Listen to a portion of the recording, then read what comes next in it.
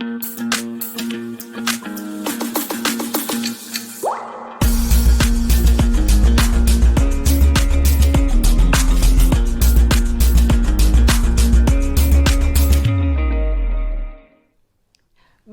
je m'appelle Nathalie Yamb et je viens devant vous aujourd'hui avec ma crinière naturelle déployée parce que nous sommes en mode combat. Depuis quelques jours, on entend parler de violences horribles en Haïti. J'ai même vu des titres de journaux anglo-saxons mettre en avant que des gangs de cannibales régnaient maintenant sur la première République noire du monde. Alors aujourd'hui, on va aller regarder ce qui se passe vraiment en Haïti et on va en profiter pour déconstruire le narratif occidental sur la situation, un narratif qui est malheureusement trop souvent repris sans discernement par des influenceurs ou des analystes de la diaspora qui se satisfont de la propagande que les médias mainstream diffusent. On s'intéresse aux événements au Tchad, au Sénégal, au Sahel, en RDC. On s'émeut de ce qui se déroule à Gaza et on oublie totalement de parler de ce qui se passe en Haïti. Pourtant, c'est exactement ce qui se passe chez nous, ici, en Afrique. C'est le même mode opératoire, ce sont les mêmes acteurs, ce sont les mêmes marionnettistes qui tirent les ficelles en coulisses pour exactement les mêmes raisons. Et si depuis 1800 longtemps là-bas, on avait bien observé ce qui se déroule en Haïti à Saint-Domingue, comme ça s'appelait à l'époque, on aurait pu anticiper beaucoup de choses et déjouer beaucoup de pièges chez nous, en Afrique. Il y a quelques jours, on a vu le premier ministre, que l'on devrait plutôt appeler le premier sinistre de Haïti, Ariel Henry, se rendre au Kenya pour rencontrer un autre élément nuisible, à savoir William Ruto, le président kényan, afin de signer les accords qui devraient permettre aux troupes kenyanes de débarquer sur l'île pour y jouer aux policiers, ou plutôt pour devenir le cache-sexe noir d'une invasion étrangère diligentée par les États-Unis, le Canada et la France, la trinité maléfique qui a tout mis en œuvre systématiquement depuis des décennies et même des siècles d'ailleurs pour que l'État haïtien implose aussi sûrement que l'État libyen en 2011. Et alors que cet imposteur ou cet imposé de Ariel Henry s'apprêtait, nous dit-on, à revenir en Haïti, des gangs ont attaqué des commissariats, bloqué l'aéroport et surtout pris d'assaut les prisons dans l'île, dont le pénitencier national à Port-au-Prince, pour libérer près de 4000 prisonniers, eux-mêmes pour la plupart membres des 10 gangs. Vu du dehors, on pourrait penser que les gangs et Ariel Henry sont dans un antagonisme qui peut dégénérer en guerre civile. Si Ariel Henry n'a pas démissionné, si la communauté internationale là, continue à supporter Ariel Henry, il a mené nous directement dans une guerre civile et a débouché sur un génocide. Mais ce n'est pas tout à fait ça. Car quand on regarde en coulisses, on se rend compte qu'aussi bien les criminels dans la rue que le laquais politique Ariel Henry ont les mêmes donneurs d'ordre. La trinité maléfique USA, Canada, France.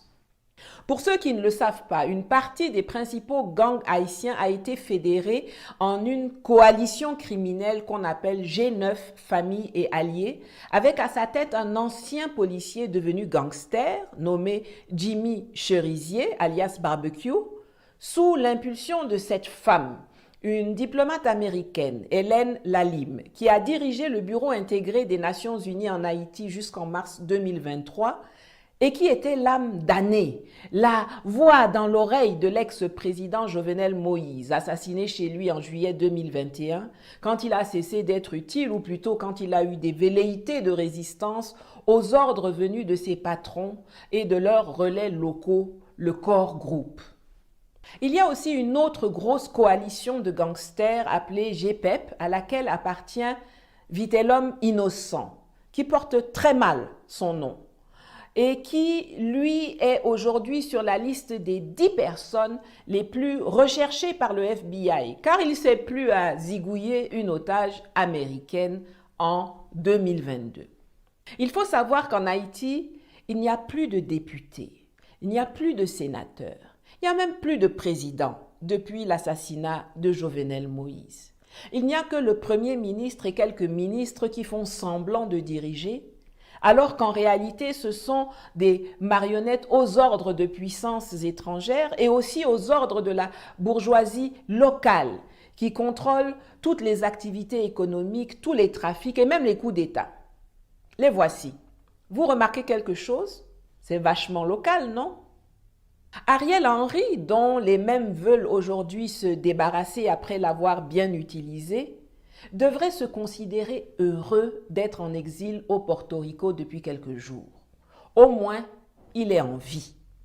C'est le moment de rappeler à tous ceux, que ce soit en Haïti ou en Afrique, qui se mettent avec zèle et enthousiasme au service des colons, qu'ils finissent toujours comme des Kleenex, jetés après usage. Aujourd'hui, le pion Ariel Henry a fini de servir. Pour s'en débarrasser, on a activé le pion barbecue. Et on se prépare déjà à faire entrer en scène le nouveau pion politique qui va continuer de dérouler l'agenda d'assujettissement permanent d'Haïti. Peut-être est-ce Guy Philippe, cet ancien chef de la police formé par les forces spéciales américaines, qui a participé au coup d'État contre Jean-Bertrand Aristide en 2004, qui est revenu sur l'île en décembre 2023 après quelques années passées en prison aux États-Unis pour trafic de drogue, trafic pour lequel il a plaidé coupable. Depuis 3 mois qu'il est revenu sur l'île, il bénéficie déjà des services d'un groupe paramilitaire. Ce n'est pas un fait nouveau que les États-Unis placent d'ex-dealers de drogue à la tête d'États étrangers. Ils l'ont fait au Nigeria avec Bola Tinubu, il n'y a pas de raison qu'ils ne le fassent pas en Haïti. D'autant plus que les marionnettistes, les tireurs de ficelles qui sont à l'œuvre aussi bien en Haïti qu'en Afrique utilisent toujours les mêmes mécanismes. Premièrement, des hommes politiques vassalisés. Deuxièmement, des intellectuels aux ordres en attente de visa, de financement ou de reconnaissance occidentale. Troisièmement, des voyous, des rebelles, des terroristes ou des gangsters armés pour déstabiliser les États et semer la terreur parmi les populations. Quatrièmement, des armées nationales affaiblies, mal formées, mal équipées ou même inexistantes. Cinquièmement, une intervention militaire étrangère. Sixièmement, un ou plusieurs États voisins sanctuaires. Septièmement, une communauté régionale au service des puissances occidentales et non des États et des populations de la région concernées. Huitièmement, l'utilisation de la dette ou de l'aide comme un instrument de coercition. Neuvièmement, la propagande et la désinformation. Et dixièmement, l'utilisation de l'ONU, du Conseil de sécurité et de toutes les institutions issues de la Deuxième Guerre mondiale où la solidarité occidentale à toute épreuve s'exerce pour maintenir les pays concernés sous tutelle. Voilà 10 points que je viens de vous citer. Et si vous les regardez, vous verrez que le mode opératoire est exactement le même en Haïti qu'en Afrique. Les hommes politiques vassalisés comme Ariel Henry ou avant lui Jovenel Moïse, Michel Martelly, Gérard Latortue, etc. ont leurs jumeaux ici en Afrique avec les Macky Sall, Alassane Dramane Ouattara, Patrice Talon, Umaro Sissoko Embalo, Bola Tinubu, etc. Et ceux qui sont récalcitrants sont dégagés ou liquidés. Bertrand Aristide, écarté par un coup d'État sponsorisé par la Trinité maléfique en 2004, peut venir témoigner, à la différence de Jovenel Moïse qui repose 6 pieds sous terre. Et les Occidentaux ont sponsorisé et continuent de sponsoriser les groupes armés terroristes comme le MNLA, la CMA et autres qui déstabilisent le Mali, le Burkina et le Niger, alors qu'en Haïti, ce sont des gangsters comme Barbecue et son G9 qui sont mis à contribution. Les accords de défense et de coopération militaire de plus de 60 ans avec la France ont résulté en des armées africaines totalement démunies, déstructurées, sous-équipées, qui étaient et qui sont encore pour certaines d'ailleurs la risée du monde. En Haïti, ils ont carrément dissous l'armée depuis 1995. Les USA ont décrété que l'armée ne servait à rien, que de toute façon, eux, ils sont juste à côté et que la mise en place d'une police était suffisante pour Haïti. Et c'est comme ça qu'on se retrouve avec zéro armée, des forces de police sous-équipées et des gangsters suréquipés qui peuvent se permettre de gaspiller leurs munitions en tirant en l'air à tout va pour effrayer les gens ou pour abattre des dizaines de policiers sans souci, alors que ceux-ci sont obligés d'économiser leurs munitions. Au niveau des États sanctuaires, c'est la République dominicaine qui sert de lieu de repli des déstabilisateurs et de passage pour tous les trafics pour armer les gangs haïtiens. Tout comme à l'époque, quand la France voulait à tout prix installer Ouattara à la tête de la Côte d'Ivoire, c'est le Burkina Faso de Blaise Compaoré et le Mali de Toumani Touré et de Choguel Maïga qui servaient d'État sanctuaire aux milices armées de Guillaume Soro pour chasser Gbagbo. Par une ironie dont l'histoire a le secret, aujourd'hui, 20 ans plus tard, c'est la Côte d'Ivoire d'Alassane Dramane Ouattara qui, avec le Bénin, sert d'État sanctuaire pour déstabiliser le Mali, le Burkina et le Niger. En Afrique centrale, c'est le Tchad qui sert d'État sanctuaire à la déstabilisation du Centrafrique et le Rwanda à celle de la RDC. La toxique CEDEAO en Afrique de l'Ouest, son pendant nuisible dans les Caraïbes, c'est la CARICOM, la Caribbean Community. Et le pendant de l'Union africaine, c'est l'Organisation des États américains. De la même façon qu'ils ont collé la MINUSTA dans les dents des Haïtiens, la mission des Nations Unies pour la stabilisation en Haïti jusqu'en 2017, de la même façon, ils ont déployé la MONUSCO, la MINUSMA, la MINUSTA, l'opération Serval, l'opération Barkhane, l'opération Licorne, l'opération Sabre, l'opération Turquoise en RDC, au Mali, en RCA, en Côte d'Ivoire, au Burkina. Et ces gens-là se comportent pareil. Ils viennent pour violer les enfants et les femmes, distribuer les maladies, piller les ressources, tuer les populations, mais jamais pour éradiquer les faiseurs de troubles. Parce que ce sont les États qui les envoient qui sont les faiseurs de troubles et les parrains des milices, des terroristes et des gangsters. J'avais fait une vidéo sur l'ONU et son mode opératoire. Je vous la mets quelque part ici à l'écran. À la fin de celle-ci, allez la regarder si ce n'est pas déjà fait. Le schéma est toujours pareil. Ils n'inventent rien, ils répètent les mêmes choses partout. L'histoire a prouvé que les interventions militaires étrangères en Haïti n'ont jamais eu pour but d'aider les Haïtiens. L'objectif a toujours été de les spolier, de maintenir la domination étrangère sur l'île et d'empêcher la prospérité des Haïtiens et la stabilité du pays. Toujours. Les Haïtiens sont donc fondés de ne pas vouloir voir débarquer chez eux des zozos kenyans qui viennent soi-disant les aider alors qu'ils sont même pas capables de s'aider eux-mêmes au Kenya là-bas ou d'aider la RDC voisine. En septembre 2022, il y avait 13 000 policiers en Haïti. Bon, comme on les tue comme des mouches, peut-être qu'aujourd'hui ils sont 12 000 ou 10 000. Vous pensez que ce que 10 000 policiers haïtiens ne peuvent pas faire, c'est 1000 policiers kenyans qui vont venir faire? Si la communauté internationale voulait aider Haïti, elle enverrait des armes de guerre à la police haïtienne pour leur permettre d'éradiquer tous les voyous qui sont là-bas. Mais comme au Mali, comme en RDC, comme en RCA, elle ne le fera pas parce que ce n'est pas son objectif. L'objectif de la communauté internationale, c'est de maintenir le désordre et de maintenir Haïti comme les autres États sous tutelle. Pourquoi? Parce qu'il faut punir ad vitam aeternam ceux qui ont eu l'audace de fesser l'armée impériale française en 1803 à Vertières et de devenir la première république noire du monde, alors que les Noirs étaient jusqu'alors cantonnés au rang d'esclaves et de serviteurs.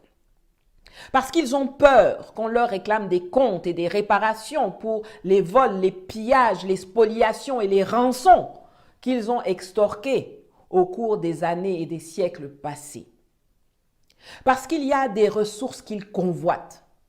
Après l'Afrique du Sud, Haïti serait la deuxième plus grande réserve d'iridium du monde, un métal rare et nécessaire à la technologie et aux télécommunications. En République dominicaine, il y a de l'or, de l'argent, du cuivre, du nickel, du fer qui sont exploités. Vous pensez que les gisements s'arrêtent comme par magie à la frontière haïtienne, alors que les deux pays sont sur un même lopin de terre au milieu de l'océan? Come on! Je voudrais maintenant m'adresser à mes frères et sœurs d'Haïti. Je voudrais vous dire qu'on pense à vous, qu'on souffre pour vous, qu'on souffre avec vous. Vous êtes nombreux à me suivre et je sais que vous savez que nous sommes nous-mêmes aujourd'hui sur le continent africain en plein milieu d'une lutte de libération pour nous débarrasser des mêmes sauvageons, des mêmes barbares, des mêmes larbins qui vous martyrisent, vous pillent, vous poussent à mourir de faim ou à mourir sous les balles des voyous qu'ils financent. Les vrais cannibales, ceux qui mangent nos vies, ceux qui mangent nos morts, ceux qui dévorent nos vivants, qui nous dévorent vivants, c'est eux. Notre chance à nous, c'est que nous avons des Assimi Goïta, des Ibrahim Traoré, des Abdraman Tiani, ces vaillants militaires qui ont décidé de prendre en main le destin de nos pays, de nous sortir de l'enfer de la domination occidentale en affrontant directement le colon sur le terrain militaire, diplomatique, économique, culturel et politique, et en concluant des partenariats stratégiques qui nous permettent de nous émanciper petit à petit, lentement, mais sûrement. Je ne sais pas combien de temps ça prendra pour que nous soyons totalement débarrassés de ces sangsues américaines et européennes. Mais je veux que vous sachiez que je ferai tout ce qui est en mon pouvoir pour convaincre nos dirigeants de vous aider dès que nous serons en situation de le faire. En attendant, vous devez vous arranger pour faire arriver au pouvoir un patriote haïtien qui va, sans peur, vous mener à la liberté. N'oubliez jamais, vous êtes les nègres marrons, vous êtes les descendants de Dessalines, de Macandal, de Boukman, de Fatima, de Toya. Vous avez déjà réussi à les battre. Vous pouvez de nouveau le faire. Résistez, résistons. N'oubliez pas, s'il vous plaît, de vous abonner, de mettre un pouce debout, de partager cette vidéo avec vos contacts et sur vos réseaux et de commenter, surtout pour mes amis haïtiens, afin de fournir encore plus de contexte et d'explications à vos amis qui vous suivent de partout dans le monde sur cette chaîne. Et si vous le pouvez, merci également de contribuer à mes cagnottes dont les liens sont inscrits plus bas, afin de me permettre de continuer à produire du contenu éducatif. Merci et à bientôt.